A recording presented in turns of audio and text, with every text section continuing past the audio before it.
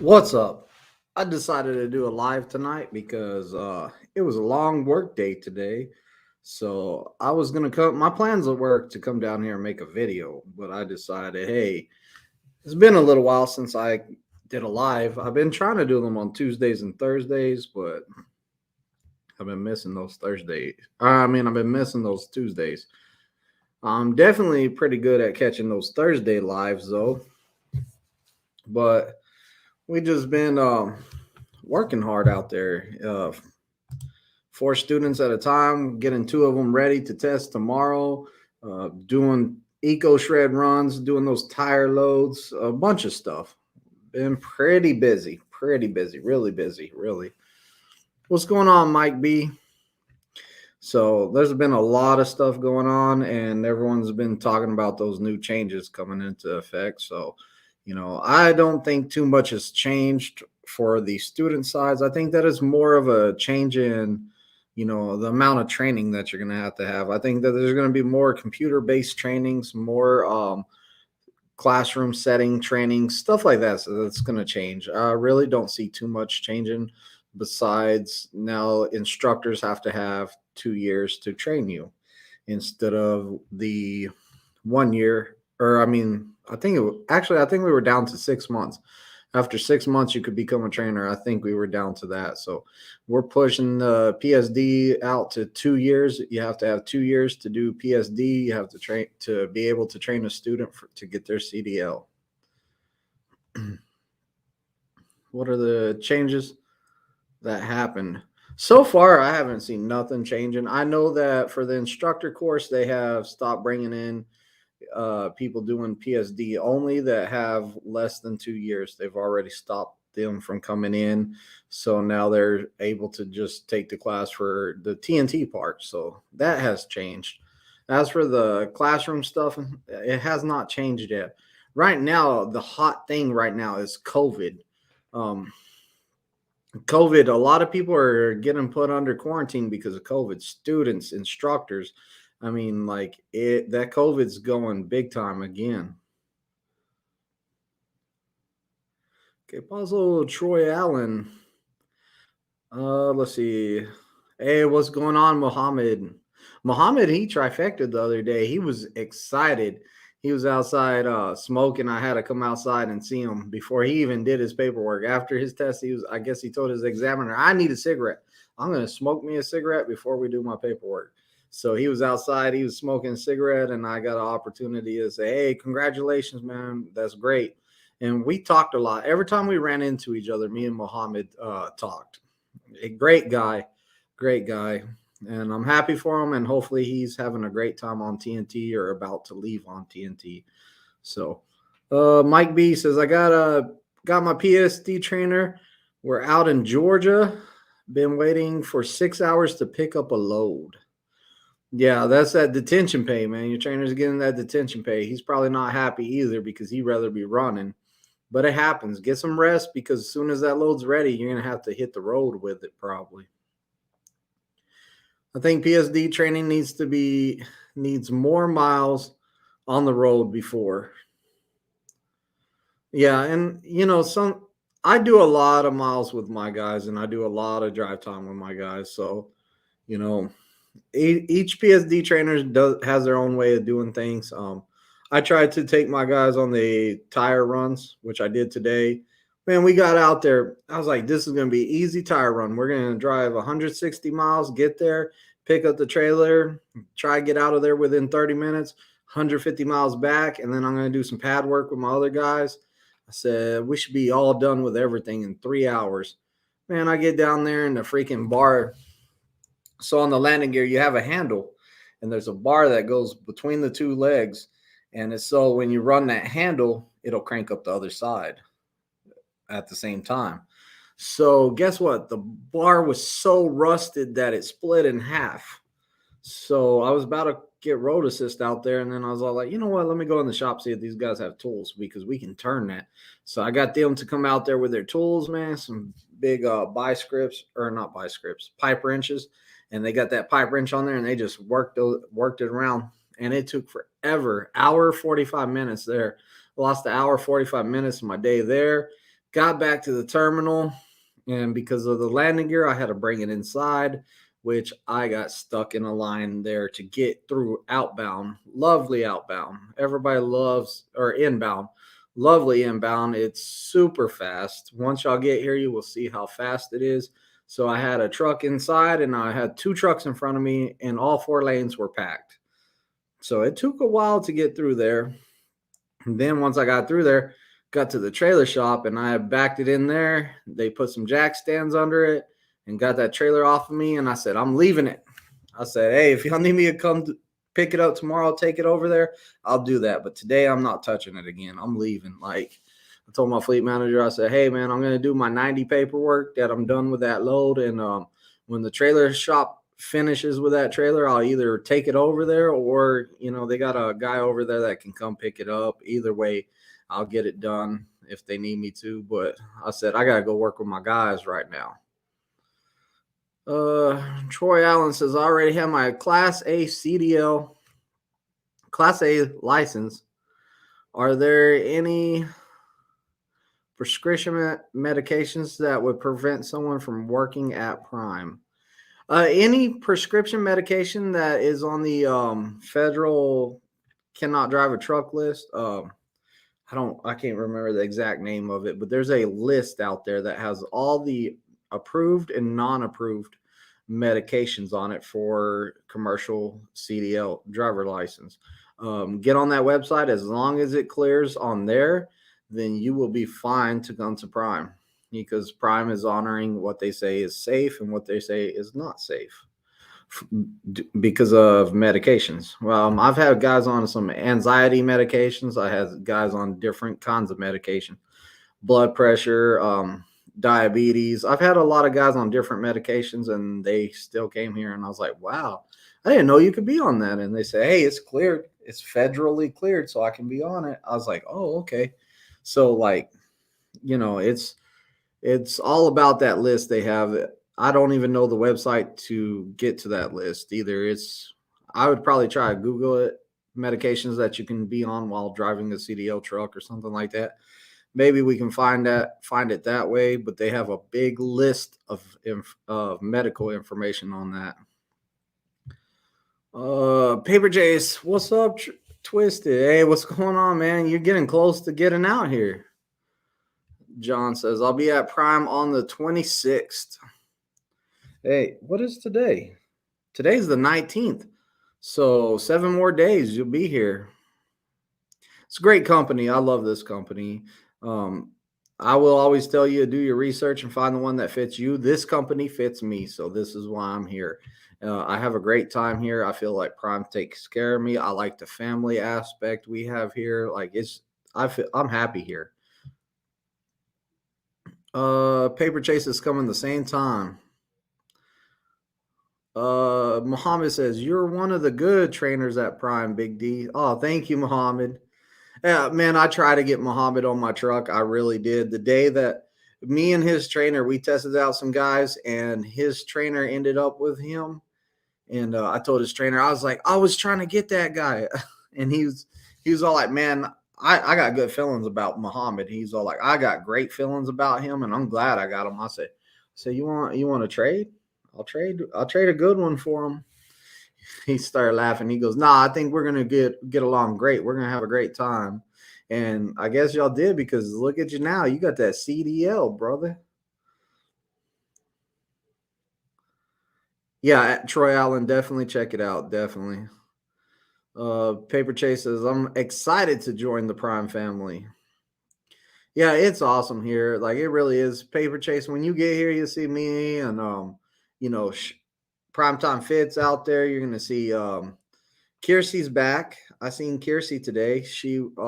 I was working, and I was like, what's this truck doing pulling up over here? And I couldn't see through the window because she has her headlights on, so I didn't know who was in it. I said, I'm just gonna go back to what I was doing. Like, I didn't walk up or nothing. And then she got out the truck, and I was like, oh, Kiersey's back. So Kiersey's back out here. It was good to see her. It's great that she's back, because we need some help with these students. There is a ton of them still. Hit that like button. Oh, thank you, Backwoods. Appreciate that. let me start highlighting some comments, especially ones like that. Oh wow, that's a big comment. Did they enlarge this stuff? That's a real big comment. Glad to catch the live. Hope all is well. Yeah, everything's well here. Yeah, everything's well. Just jumped on here the night before a test, and I got a lot of stuff still to do tonight. So like I have to get my shoes picked out. I got a jersey, a new jersey. I got a new jersey that I'm gonna try on and see if I can get some luck on that because I wasn't happy with the green one. The green jersey is at 2 trifectas, 1 not. So like my odds, I'm not looking good on that one. Like my red jersey, I didn't have nobody fail for like probably 10, 15 in a row. So I got me a new one. I said, I'm going to get me a new one. So I got me a new jersey. I'll be wearing it tomorrow. Y'all see me out there. Y'all will see the new jersey. And I got some new shoes I'm going to wear and a new shirt. So, like, I'm coming out there strong. I'm going to find that right jersey with that good luck on it again. I'm real superstitious. Like I am. Everything has to be this right way. Like my guys are driving me nuts this week because they keep on trying to split those poles. I don't believe in splitting the poles, man. That's splitting our luck. Like let's not lose any luck. It's a bad sign if you're splitting the poles. So like they got the poles in front of the building. I don't get it, man. We have to walk. You walk between them and like you're splitting your luck. Wish they would. I'm going to send that to the dab. Take the poles out from in front of the plaza building. I don't even know why they're there. I don't even like. Are they there to stop a semi from driving through there or what? And we're professional drivers, and Prime's better than that, so I don't think it would be to block a semi. But who knows? Paper J says leaving Arizona tomorrow morning with all his warm clothes. Oh yeah, bring warm clothes. It's being cold. Did you get the purple fours? No, I got the purple 13s. The Jordan 13 court purples. That's what I'm wearing tomorrow. I did not get the Jordan 4s, the red and black Jordan 4s. They were sold out. They went fast. They really did. They went fast. I did not get those Jordan 4s, man. I was kind of like, wow, I didn't get them. I even went to the mall and searched for them, just hoping the mall had a pair. The mall did not have a pair either. But it's all good. It wasn't meant to be. Han says you should do some backing videos. Backing videos will make students fail. And the reason for it is every trainer out there knows their truck, we'll say. So like I know what my truck will do, and I know how to do the maneuver in my truck to make it easier. Everybody knows their own truck. They know some stuff will work with their truck, some won't. So whenever it comes to fixing the problem, then if I put up the fix that I use for my truck, it might not work in every truck. Like for the longest time, before I got this truck I'm in now, I use this 5.3 pull up. Like it's a 53-foot trailer. So in the alley dock, if you hit the right side, you couldn't see the right side because you got 53-foot trailer there. So what I would tell them is like, you got to hit 5 feet to the left, pulling you away from it, getting you more on the side of your trailer so it'll curve in more. Then go ahead and back up 3 feet to put even more bend on it. And that'll create enough bend on it to curve it right in. And then the rest of the time you get in front of it. Whenever I got my new truck, the 53 never worked again.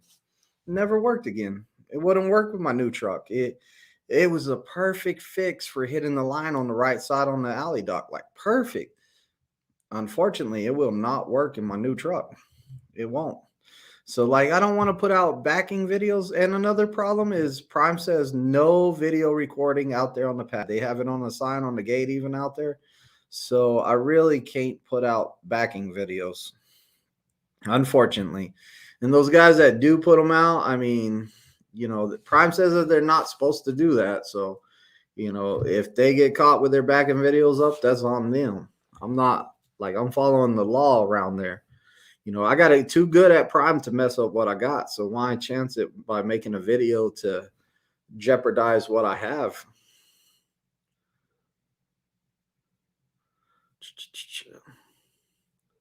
Or was it the 11s?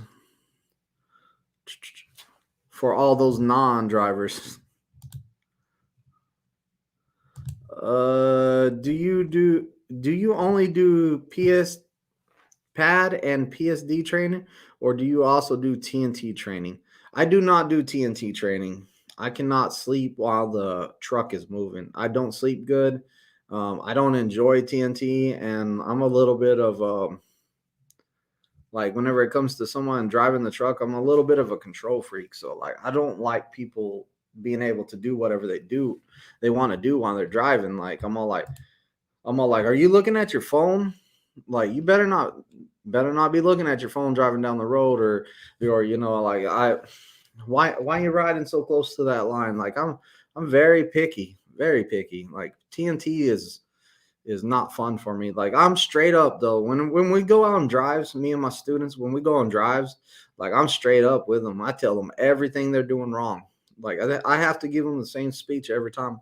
I'm all like, look, it's nothing personal. It's nothing against you. But when we're out there driving, I'm super strict. I'm majorly strict. So I'm going to tell you everything you do wrong. And I'm not going to tell you nothing you do right, because we can improve on everything. So I'm going to just tell you what you do wrong, and I'm going to be blunt with you, and, you know, brace yourself. It's nothing personal. It's just, I'm going to make you better by telling you everything you do wrong. And a lot of guys are all like, man, I like that. Like, that's good, because I don't know I'm messing up unless you say something. Then we get out there and I'm all like, hey, you did that wrong. You should have turned more here. You turned less here. You didn't come to a complete stop, blah, blah, blah.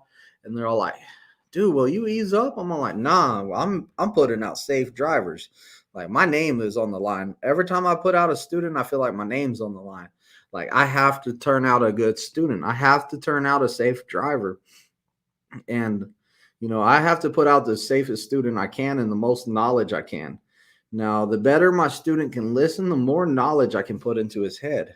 The worse he listens, the less knowledge I'm going to be able to put in there. So, you know, I explain a lot of stuff. And one of the worst qualities you can have is every time you do something, like you have an excuse. You give me an excuse. Well, I did that. I was doing that. I was going to turn the wheel that way. I'm all like, time out. Let's go off the facts. I'm a guy that goes off the facts. I'm all like, your truck is angled like this. Your trailer's angled like this. So you had to go over here because it wouldn't be that far out. Like I go off the facts, and I'm all like, hey, you know, you got to admit that, hey, I did this wrong. You have to admit it. You got to own that. Own what you did. Don't sit here and say, oh man, I was doing that. Like, own it. You did it. Let's figure out how to fix it now. You know, if we can figure out how to fix it, we're better off. You know, so it's a lot of listening, though. You have to have open ears and you have to listen, because if you're not listening, it's going to be really hard and it's going to be frustrating. I'm going to get frustrated. I'm going to get frustrated. You're going to get frustrated. Then we're not doing nothing right. So we might as well call it a day right there and try again the next day. You know, and I like my guys that are fighters. They're all like, I'm not ready to go home. I'm not done today. And I'm all like, okay, well, you know, we're going to sit here a minute and calm down. So we'll sit there a minute and I'll be like, just chill out, man. Take you some deep breaths. Just relax. Relax for a little while. Let's calm it down, you know, and then we get calm and then we can start working again. Like I've sent people home before. I've been like, hey, get out the truck. I say, you need to take a timeout. You need to go home, take the rest of the day off, come out here tomorrow with a different mindset. Maybe you're overthinking. Come out here, think about it tonight. Think all you want tonight. Tomorrow, we're not thinking that much. We're going to be safe. And I teach you what's safe, you know. Like I wear Nikes. What's their slogan? Just do it. Like, let's just do it. Let's not overthink it. Let's just do it. So, you know, it's kind of like that. If you come up with a lot of excuses or trying to get reason behind what you're doing, then you're going to be thinking too much. You're going to give yourself a headache and you're going to give me a headache. So, like I got a student right now, great guy, cool guy. And when he explains any part of backing to me, I have no idea what he's talking about. But he gets in the truck and he can perform. Like he can do it. Like he talked about a pull up today. Like he's all like, yeah, man, I just pulled up like this and like this and like this. And I'm all like, I was like, I don't know what you're talking about, bro. I said, you got it in there. I don't know what he's talking about half the time, but as long as he understands what he's talking about, then he gets it. Scott Williams says, I praise you. I don't have the patience for excuses. Yeah.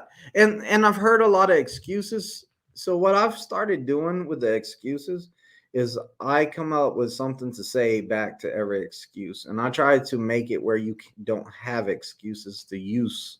So like I'll look for ways to make it where you can't give me an excuse, because I'll be like, look, I go out the facts and I'll pull them out, and I'll start showing them where the trailer is and how it is, and what they did. So like I really make sure that they know that, hey, I know exactly what you did. There's no reason to give me an excuse. I know, I see it. Like I'm some kind of CSI person. Like I wish I had that theme music. Ta-da! Like briefcase comes out, white gloves, start dusting stuff for fingerprints, bring out the lasers for where the bullets went and stuff. See, that's the facts. We're going off the facts. Get me on some CSI. I'm good at it. Scotty, you must be a super trucker. I don't know why he said that, but yeah, it's not as hard. Trucking is not as hard as you're gonna make it. I'll tell all of y'all right now. Trucking is not as hard as y'all are gonna make it. Trucking is a lot easier than you think. The one thing that you need to know for backing, is which way to turn the wheel. If you know which way to turn the wheel, you can back it up anywhere, because you back up so much. If you know which way to turn the wheel, you can turn the wheel and you can back up more. And that's the main part. Finding out, like, a lot of people are thinking, oh, if I turn to the right, the front of the truck's going to go to the left, the front of the trailer's going to go to the right, the back of the trailer's going to go to the left. And they think all on that level. And they're all like, if I go two degrees here, it's going to move that 4 degrees. It's going to move that 6 degrees. And then that's going to equal 4 feet here, 2 feet there, 1.5 feet there. And that's a lot of thinking. All you really got to know is the back of the trailer needs to go left, turn opposite. The front of the trailer, if it needs to go left, then turn left. It's the same way. The truck, if it needs to go left, then you turn right, you turn opposite. If you can get down the 3 moving parts of that, so you got the truck, the trailer, and the tractor. That's your 3 moving parts. Truck, let me say that right. The truck, the front of the trailer, and the back of the trailer. 3 moving parts right there. 3 moving parts. Every spot you back into. And you can watch other truckers do it. They'll put the back of the trailer in there. And then what they do is they push the front over to get it in the box. And then they put the truck in front of it. So that's what they're doing, is they're putting the back of the trailer in there, then they're putting the front of the trailer in there, and then they're getting the truck in there. And if it's not good, they're going to pull up and straight line back it in there. And if you ask the truck driver, hey, man, what are you doing? How are you doing it that's so good? He's going to be like, I don't know. I just back it in there. Because he's been doing it so long that he doesn't think about it. He just does it. And after a while, that you will be able to just whip it in there after a while. It comes with time and a lot of practice, but you'll be doing the same thing. And you'll ask yourself, man, how did I back it in there? I don't even know what I'm doing. But that's whenever your eyes starts telling your hands what to do. And that's what we want, especially in a straight line back. In a straight line back, you want to just keep the truck moving, you have that momentum, and just try a wheel turn. If it doesn't work, don't do that again. Turn it a little bit. If it's not doing what you want, turn the other way. See if it does something else. So it's a lot of trial and error, and it's a lot of just trying things out until you figure it out. And then sooner or later, you're not going to think about it. You're going to be in the truck and you're going to hit reverse and you're going to look in those mirrors and you're going to be like, wow, I put it all the way out there. And I'm going to be like, how'd you do that? And you're going to be like, I don't know. That's whenever you're learning.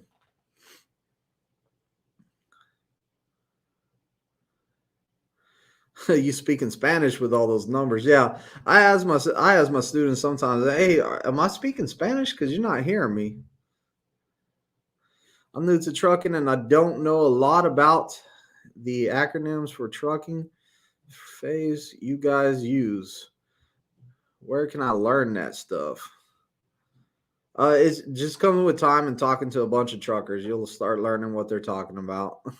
Han says on the internet. Paper Chase Trucker says Prime PSD, they will teach us. Yeah, and we'll teach you a lot, and ask questions, but make sure that they're good questions. Like, I don't want to answer a question of, hey, what kind of crops do they grow in that field over there? I have no idea. If it has to do with pre-trip backing and driving, then like I can give you some answers. But if you ask me what kind of plants growing in that field, I have no idea. I'm going to tell you probably, hey, go taste it. If you don't die, I know that it's not poisonous at least. Earl says, hey, D, I passed my CDL exam yesterday on the first attempt at the school. School. Okay, was going with no points deducted for the skills portion without any pull-ups. Trifecta, baby. Hey, nice job, Earl. That's great, man. Um, you know, the pull-up part, if you need pull-ups, use pull-ups, man. It's better than hitting something. So, I mean, that's cool that you got it in there. You whipped it in there, but, out there on the streets, make sure you're using your pull-ups and you can get out and look more than 2 times. Because that test, you can only get out and look twice on most of it. The straight line, you can only get out once. So, lots of get out and looks when you're out there. There's no honor in one shot and everything if you hit something now and then. What a lot of us truckers are looking for is the guy that's getting out to look. If we see a guy getting out to look multiple times and he's having trouble with a spot, we're going to get out there and help that guy back it in, because you know what? He's being safe. Now, the guy that doesn't get out and look and he just keeps pulling up and backing up and pulling up and he doesn't get out to look, we're not going to go help him, because that dude's not being safe. And he probably won't listen anyways because he seems pretty stubborn.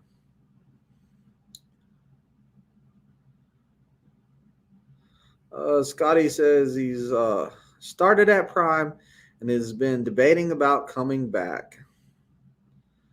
Well, Scott, I'm going to tell you, a lot of people leave and they think the grass is greener on the other side, and they get out there and they find out that it's not. And there's no shame in coming back. Like, if you want to come back, come back. Lots of people do that. I've seen people leave for like a couple weeks and they were back the next week. They're all like, hey, that wasn't for me.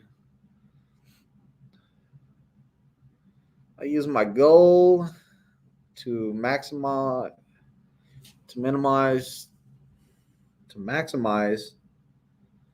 I use my goal to maximize to make sure. So you used your get out and looks to make sure that you were in the box, probably. So yeah, that's good. Definitely use a get out and look at the end of every maneuver, or the main ones.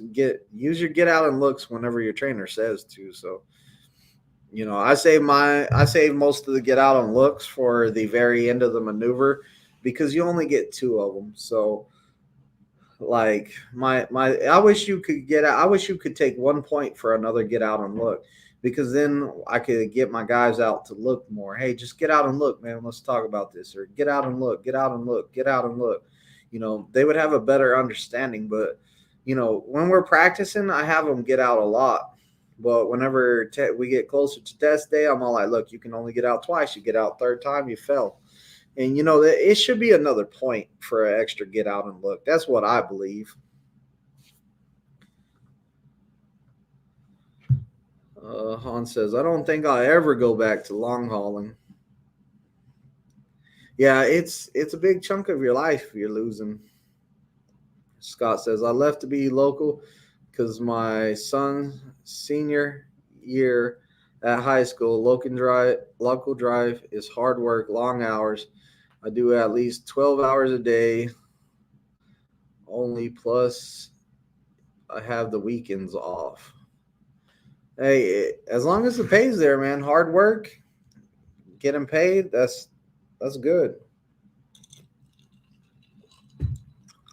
That's the thing with local is I could not find nothing that paid well. I don't want to step down and pay either.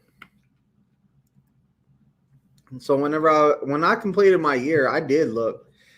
I looked for a lot of things to go home and be local whenever I got my year, and I could not find anything that wasn't a huge pay cut. Like I could have understood if it was like instead of making like say I made $700 a week local, like I could have been fine with that, but everything I was finding at the time local was less than that. So it was all like $800 for 2 weeks and stuff like that. And I'm all like, dude, I make $800 a week right now. And that's a bad week. That's not even a good week. So I just couldn't do it. I couldn't find the one that worked for me. I did a lot of research and I looked at a lot of companies and I talked to some of the drivers around town and I just couldn't find nothing that worked out for me good. I even looked into a dairy farm, all kinds of stuff. I looked at a lot of different places. I could not find anything that was going to work good for me. Because I left the state of Texas and I was making $35,000 a week, and then I came out here truck driving and I pretty much doubled what I made, or no, I more than doubled what I made. So I just could not see myself going back to making that much money. My bring home at the state of Texas was like, I want to say it was like $2,000 for a month. At the state of Texas, it was like $2,000 a month, and my weekly bring home was about at prime was about 1,200, 1,600 a week. So like I was bringing home way more money than I was making at the state, and I just couldn't see myself going for a pay cut. Scott says $25 an hour, anything over 8 hours a day is time and a half. Still don't compare to when I was a lease at Prime. Han said, I made $1,700 a week local after taxes. See, that's a good paying job. $1,700 a week after taxes. That's pretty good. Like I don't know if you could do much better than that. And you're company driver, right, Hans? Since you're local, you're a company guy, right? You don't have to pay for fuel or truck, nothing.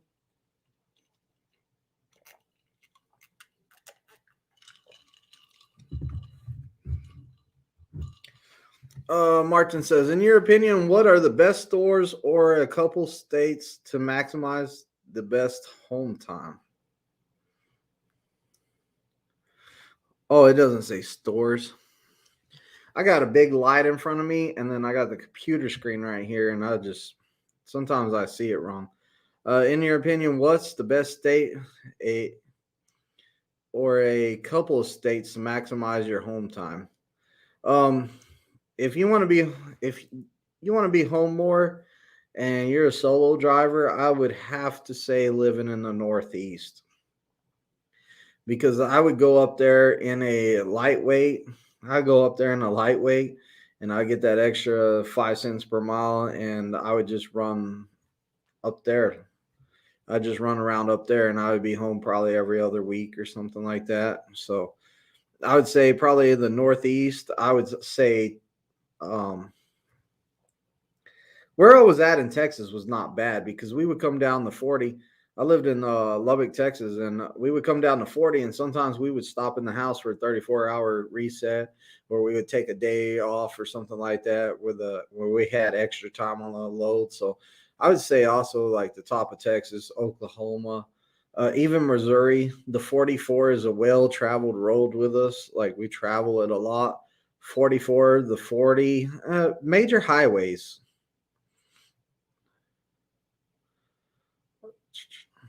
Hauling produce to grocery stores. And Hans is a company driver, so he don't even have to pay fuel or nothing. He found him a pretty good gig, is what it sounds like. Those are rare, though. Local jobs that pay like that, that's rare. Hopefully you got good insurance. and benefits and stuff. Paper Chase says, good money, Hans. Costs a lot to live in Washington. Yeah, I don't want no part of Washington. I would not want to live there. I got a brother-in-law that lives there. He takes some beautiful pictures up there, though. He goes hiking and stuff, and he takes some nice pictures from up there. Where are you from? You won't make much. Oil fields galore, no job security. That is what the best move for our family. Prime has been good to us. That's my wife right there. Yeah, and there was oil field stuff, but the thing is, oil fields up and down. And luckily, I did not go to the oil field because during the first COVID, they canned everybody. Like even the truck drivers were gone in the oil field. So I'm kind of glad I did not go to the oil field because a lot of people lost their jobs at that time, and it was not good. So yeah, Prime has been good to us. People are always going to need to eat, and then we got the trailer is a reefer trailer, but if you want to haul dry stuff, you can haul dry stuff too. Like I've taken shingles in it before. I've taken carpet, hardwood floors, paint. Like you can put anything that goes in a dry trailer, you can put in that reefer trailer with the reefer off and haul that. So you can do a lot of stuff with a reefer trailer. So as long as I'm pulling reefer, I open up the doors for a lot of loads. Han says, yes, it does. Washington State has a very high gas price, food, etc. How long have I been in Missouri now? I'm thinking two years. It might have been three. It might be 3 years actually. I think I trained for a year and then we moved here, so that would mean I was here for 3 years. So this October is either going to be 4 or 3 years. I can't remember. I know we moved here about October, like I think beginning of October I think the beginning of October we moved here. Let's see, 1, 2, 3. Yeah, we've been here 3 years. I think we had 3 Halloweens here. I like Missouri though. I do. Like I thought that I would never ever get over missing Texas and going to like being home in Texas. But after I've been away from Texas for as long as I have, I'm all like, man, I'm in love with this place. Like whenever it's green in the summertime, everything's green. I'm from West Texas. It's like a desert out there. I have not seen one tumbleweed since I moved here. I haven't seen a tumbleweed. I haven't seen a dirt devil. If y'all know what dirt devil is, little sand tornado, little bitty like sand tornado. It's just sand that swirls around like a tornado and goes by. So I haven't seen one of those in a long time. I haven't stepped in a patch of stickers in forever. Like I haven't got stickers on me in forever. Like I remember getting in the goat heads, whatever you call them, spurs, stickers. We call them stickers, man. Like you peel off that plant and you throw it on somebody, it sticks to them.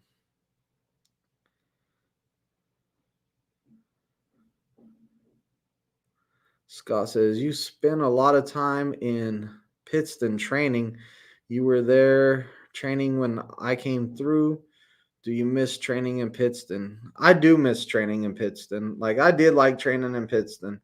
I did. The thing is, whenever I got out of Pittston and I came back here, COVID shut down Pittston and Springfield was open, and they told me, hey, don't come back to Pittston, stay in Springfield because we're shut down. We don't have a student for you. I said, okay. So I went to get a student here, and I started getting a lot of students here, and it has not stopped. So as for me being home more, Springfield's where it's at. But I miss being over there in Pittston. Like I had my own pad. Whenever the pad at nighttime, nobody was out there on the pad. I could park my truck out there and I could sleep on the pad with nobody out there, just me on the empty pad. Like it was great. And I played a lot of video games in my truck. I was playing Call of Duty every night. Um, the pizza place, what was the name of that? Uncle Joe's? Whatever the name of the pizza place is, man, that was my spot. I was getting pizza. I think I went to eat pizza every week. It felt like I missed the pizza. You know, there was a lot of stuff I missed from over there. The good people, there's some great people over there I missed that I haven't seen in a while. I had a good time over there, really, I did. And whenever it was cold over there, it wasn't like it's here. Here the wind hits you, but where the pad is, the training pad was over there, it kind of felt like the wind couldn't get to you. Like it felt like it was like in a valley or something where the wind wasn't blowing on you. So yeah, but you're right. I do like the Pittston training. Now the full pre-trip, I was a beast out there at the full pre-trip though. My pre-trip, the examiners, they loved my pre-trip. They're all like, "Man, your pre-trip is so fast. Like it gets us out of the cold really quick." And we were doing those full pre-trips and it was real quick because the way I changed it to make it way easier. My trainer was Oh, missed the comment. Uh, in Arizona, we have dust devils and huge dust storms.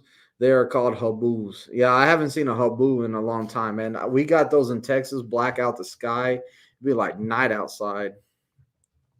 My trainer was Dwayne, amazing guy. I don't remember his last name. Did you know Dwayne? He's only trains there. Yeah, I knew Dwayne. He's still up there from what I know. He was out there. Guy was out there. Edwin was out there. There was a whole bunch of people out there that I haven't seen in a while. Like some good trainers out there. There was a Daniels guy that wore the high water pants that looked like he was waiting for a flood all the time. What happened to that guy? I wonder. He was funny though. Like I talked to him, he was funny. He thought on a whole higher level though. Like great guy. Like I like talking to him. He was real nice, but you would talk to him and he would sit there and think about what you said for a minute and process it through his head, and then he would speak back. So he was a cool guy. Handsome says, "Hey, Twizted, how's it going? I'm here in Pittston with 5 students." Woo wee, 5 students. Man, have fun with that. I got 4 right now, so you got it. Unless you're saying that you're just hanging out with 5 students.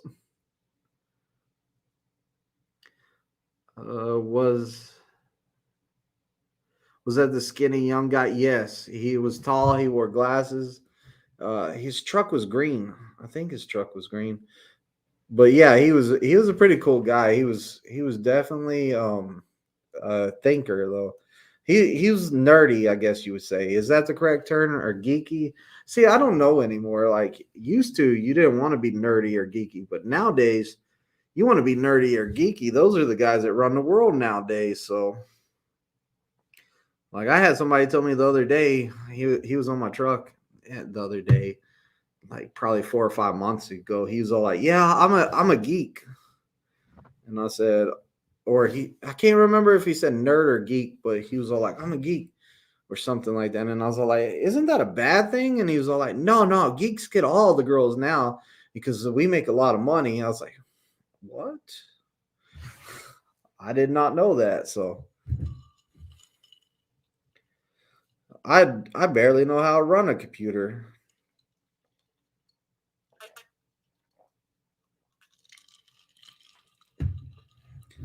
Oh, Scotty knows exactly who I was talking about. Oh, and Dwayne is still there. And he's in a green truck. He was in a green truck when I was down there.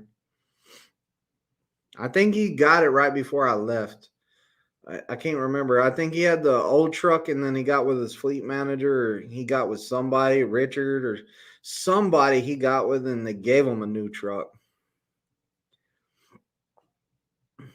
Is Guy still around? Guy, there was another trainer out there named Guy. I was just wondering if he was still around too.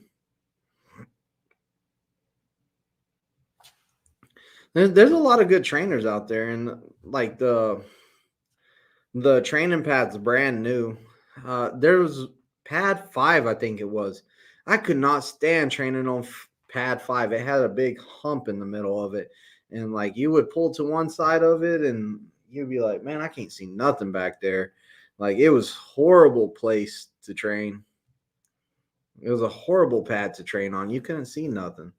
Big old hump in the middle, and I think it was because I think that it was because the drainage, how the drainage had to work for the pad out there. So I think that that's why it had the big hump in it. Pad 5 is the worst. Yeah. See, I was always on pad 3 or pad 4. Like I had that thing locked down. So I made sure I always had pad 3 or 4.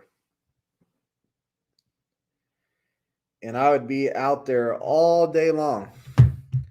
Because I didn't live there, so I was like, I ain't doing nothing else. Like, let me get out here and work all day.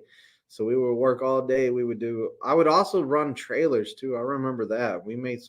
I made some good money running trailers to like Philly and different places like that around there. I would just deliver sold trailers and they paid pretty good. And then what happened is we ran too many sold trailers. So we were running all those sold trailers and we ran too many of them. And then we got back to the pad and we're all like, hey, where's all the training trailers at? And then we realized that if you take all of the sold trailers, all the pedigree sold trailers and deliver them all, then that was a lot of the trailers that you could have been practicing with. So whenever they were all gone, you're all like, we don't have no training trailers no more. We have 2 test trailers and a couple of training trailers, but we ran them all out. Scott says, I live about 4 hours away from Pittston, and they kept asking me to do PSD training the week during the week and go home on the weekends. I never did because I don't think I can make as much money being leased. Yeah, you really don't want. There are some people that can do it lease and that are good at it. I think it's way better to be a company and do it because I think it's too hard to make your truck payment living off of doing PSDs. It's too hard. So I think the best way to do PSD training is being company, in my opinion. And most of your PSD trainers, like that only do PSD, we are mostly company. You have 2 guys in Springfield, and I think 1 guy in Pittston, and I don't know about Salt Lake City because I don't go over there. I try to stay out of there. But and I just don't like the area of Salt Lake City. I feel like I'm just stuck in that terminal. But the last time I was there, they didn't have the new buildings and stuff. I was the old building that was there. So I haven't been over there since they built anything over there. I remember the wash bay. The wash bay was scary over there in Salt Lake City. You would drive your truck would kind of go down into a pit with these big concrete walls on both sides of you. And I was like, oh man, I don't like going in this wash bay.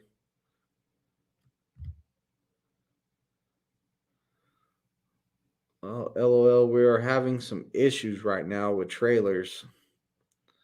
Uh-oh, trailer issues. Yeah, trailer issues are the worst whenever you can't find trailers to work. And we have trailer issues over here at Springfield too. So it's everywhere. Everywhere there's training, there's not enough trailers. And they just don't want to give us enough trailers to like there for one, where's the money going to come from that is buying these trailers for the training? Number 2 is why do we need so many trailers when we only have like 12 pads in Springfield, 6 pads in Pittston? Like you think you would only need 6 trailers there and 12 trailers in Springfield, but that's not the case because people need to take them on the road for road time. They need to take them on drives. They need to do pre-trip. And that's another thing. I am a big believer in Do not use your truck hooked to a trailer for your students just to sit there and do pre-trip. That is ridiculous because somebody else that needs a trailer could go get that trailer and they could go do something that they need to do, like go on a drive, do some backing. The worst thing you can do out there, in my opinion, one of the worst things you can do out there is hook up to a trailer and just sit on it while you're inside the building goofing off while you got your students out there doing pre-trip. Like if you need a trailer to do pre-trip, why don't you take your truck inside the yard, hook up to an empty trailer that no one's going to care about? If you need a trailer that bad, go hook up to that and let your students do pre-trip there. That it just irritates me. It irritates me. Like whenever I was new, people were doing pre-trip on trailers, and I needed a trailer, and I had pad time, and I'd have to go over there and, hey, can I get that trailer? I need it for pad time. Well, my student's doing pre-trip. Bro, you need a trailer hooked up to your truck to do pre-trip? How is the trailer affecting your engine compartment right now? Like, that thing drives me nuts. Like, I have a little short video on my channel somewhere about the glad hand seal blocks. Those are great because you can put those on and you put the wheel chocks in and you can do your air brakes pushing in both valves. The only thing you can't do is a trailer tug test. That's the only thing you can't do with the valves, with the air blocks, the glad hand blocks. You'll see them on the back of the FedEx trailers. They have on the very back to cap the lines on those doubles and triple trailers. They have glad hand blocks, and it's just a piece of metal that covers up the sill where the air comes out, and it's the shape of a glad hand, but it's solid, and it clamps it on, and you won't have any air leaks, and you can practice with that. You don't need a trailer to do that. But yeah, it just irritates me to the fullest to have somebody over there hooked to a trailer and saying, "We're studying pre-trip." Like it's bad. Or setting on the pad, like parking your truck on the pad and just leaving. Like I don't know where you're going. That would happen in Pittston. So like a lot of people would have their cars in Pittston. So you would have a truck parked on the pad, and you're all like, "Where's you guys at?" Like, I don't even see this truck moving. I don't see no one in it. About 30 minutes later, here they come back from lunch. You're all like, did you leave your truck sitting on a pad while you went to lunch? Like you couldn't have parked it somewhere or unhooked a trailer? Nah, man, we were just in just 30 minutes. We're gone and back. It's like, really, dude? Somebody could have been using that pad. It's just some of the things that irritate me out there. It's nothing. It's nothing that I can change, and it's not going to change.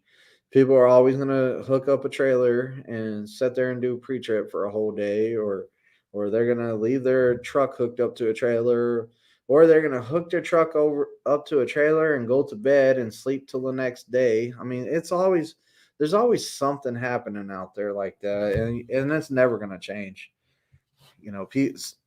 The trucker mentality most of the time is I'm going to do whatever I feel like doing, because you get used to it over the road. Like you need a place to park at night. So you're all like, oh man, this ain't a parking spot, but I'm going to have to park right here on the side. It's that I'm going to do whatever I need to do to get what I need done. So you might park on the end of the fuel island, like not in a fuel lane, but like on the end of the fuel island, because there's a space there, so you can just go to sleep, or maybe on the curb in the truck stop, like next to the curb or on the end, something. You bring that to the training pad with you. Like I'm gonna do whatever I want. I want to hook up to this trailer and go to sleep. That way I'll have it for tomorrow, and you're gonna do it. Is Springfield losing any PSD trainers in February? Yeah, we're gonna lose some. One guy already went on the road. He said, "I'm gonna take a TNT out, and I'll be back whenever I get done with the TNT."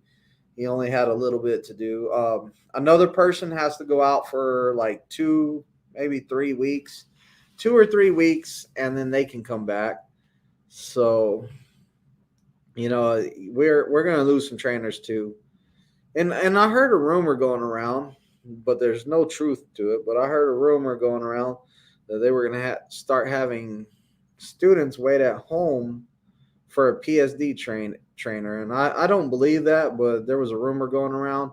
I'm going to tell y'all right now, for anyone that heard that rumor, that is not true as of this moment. Like I have not heard of one student actually getting sent home to wait on a PSD trainer. I have TNT though.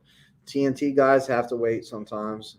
And it's a nice time to go home because you've been here for like 3 weeks, 4 weeks, whatever. You've been away from home for that long. So it's kind of like, hey, man, I get a little break, go take care of my license, do some stuff I need to get taken care of, repack up everything so I know what to bring now and what not to bring now. So it's a nice little break in between. And I see a lot of trucks coming in here recently. Like I went over by the lot where they keep all the new trucks that came in and stuff, and there is a ton of trucks over there. There was about 5 rows of trucks. The first 3 rows were packed full of trucks, and then the other 2 rows only had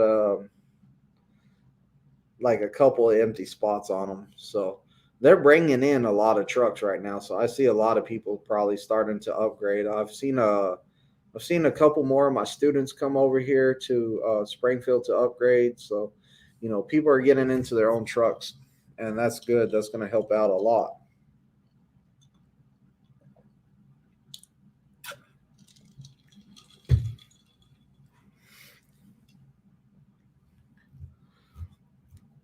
But there's a whole bunch.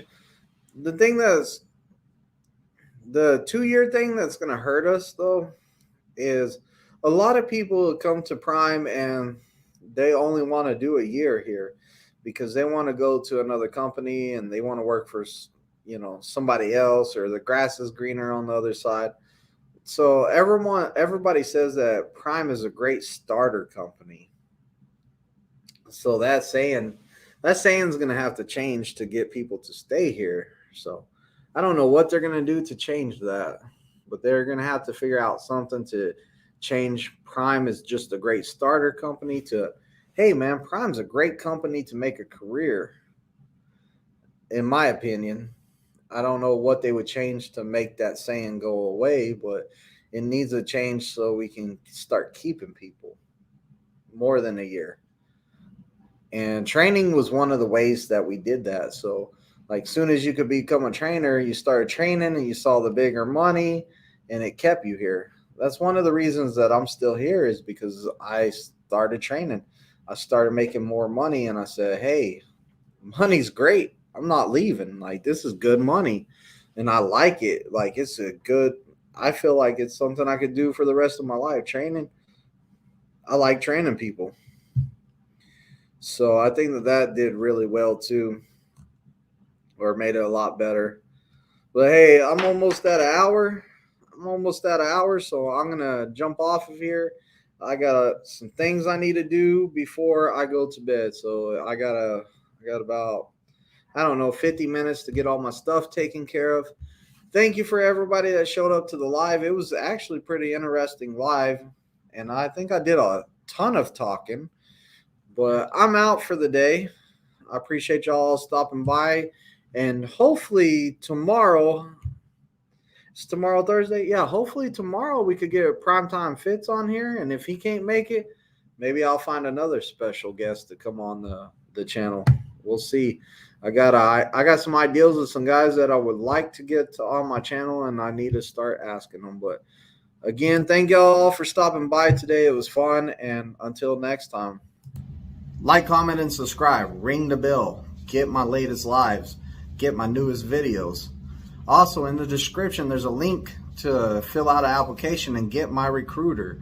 My recruiter's good. Don't forget to drop that referral code, COXDJO.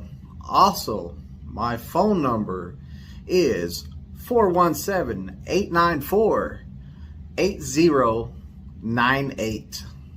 Drop me a call, text me, something.